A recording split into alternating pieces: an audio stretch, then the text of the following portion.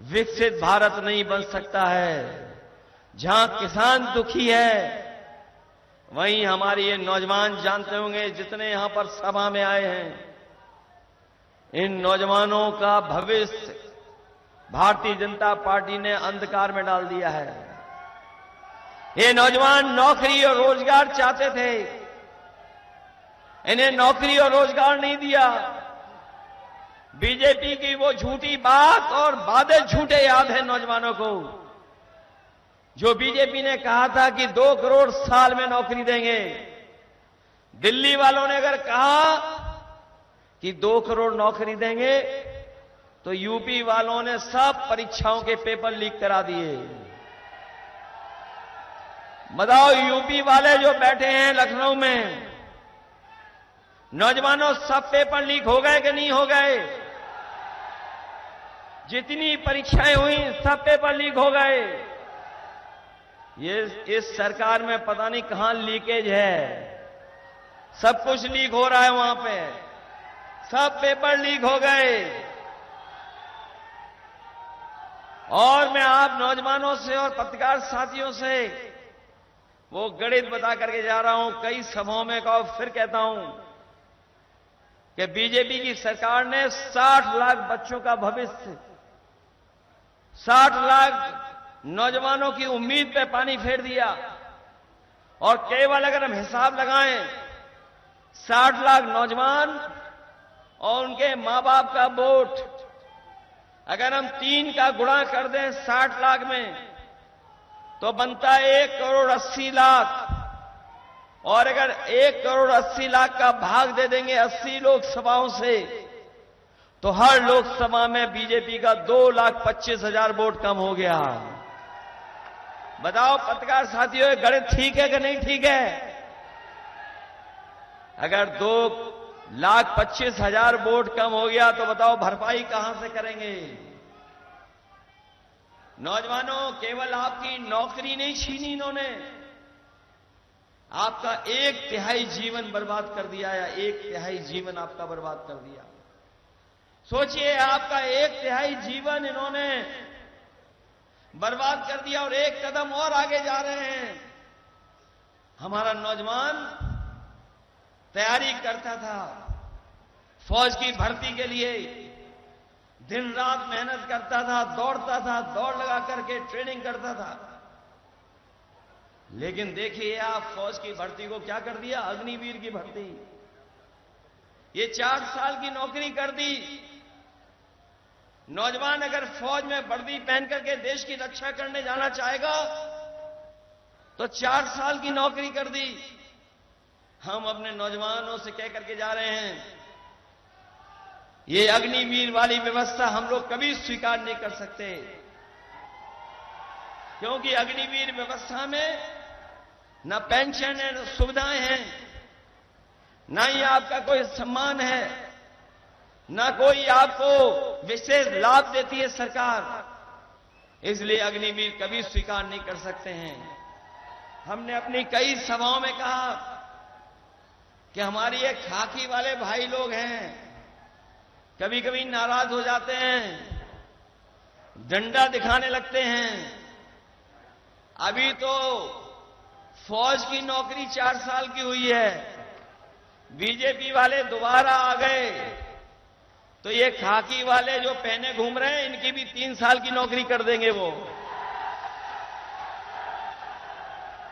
बताओ, किसी को पता था कि फौज की नौकरी 4 साल की हो जाएगी? कहे ये सवाल तुझसे पत्रकार साथी कि आप क्यों कह रहे हो कि इनकी खाकी वालों की 3 साल की नौकरी हो जाएगी? ये दूसरी वाली ड्रेस भी दिखाई दे रही, इनकी भी 3 साल की नौकरी हो जाएगी। मैंने कहा कि बताओ, अग्निवीर किसी को पता था क्या? किसी को पता नहीं था कि अग्निवीर व्यवस्था लागू हो जाएगी।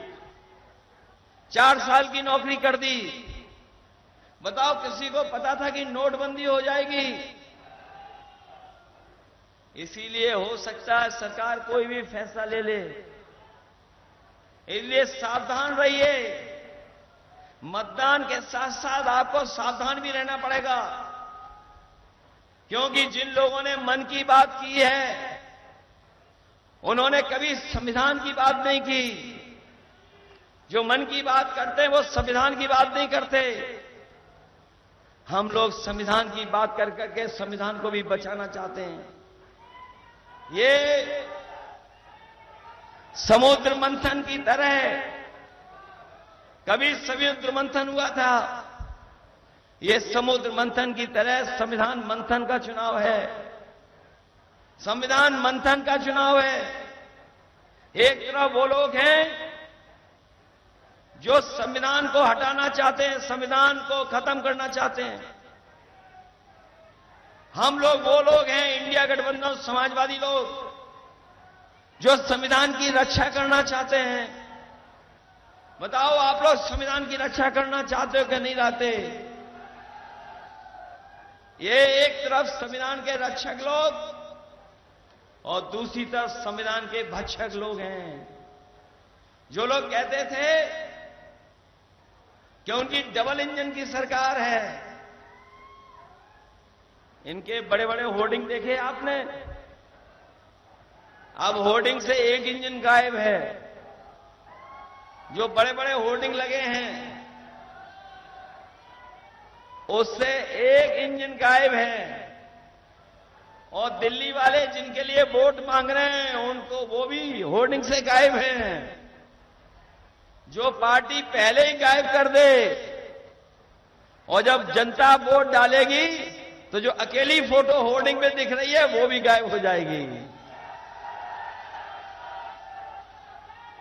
और आपको याद होगा कि समाजवादियों ने बहुत काम कर करके दिखाया था।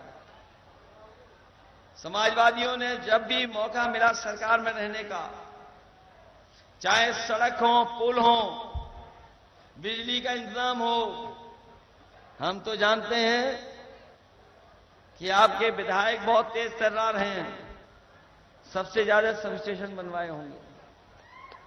और न केवल यहां, आसपास भी सबसे ज्यादा सब स्टेशन बने, सड़कें बनी, अस्पताल का इंतजाम हुआ, इलाज का इंतजाम हुआ, एम्बुलेंस भी चलाई समाजवादियों ने। बीजेपी के लोगों ने एम्बुलेंस खराब कर दी। बताओ एम्बुलेंस खराब हो गई कि नहीं हो गई? ये 100 नंबर वाली गाड़ी पुलिस को दी थी जो फोन करने पर आपकी मदद के लिए पहुंच जाए। ये 100 नंबर का 112 कर दिया।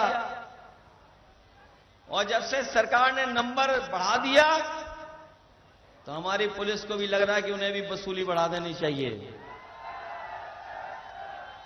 100 से 112 हुआ और इन लोगों ने भी अपनी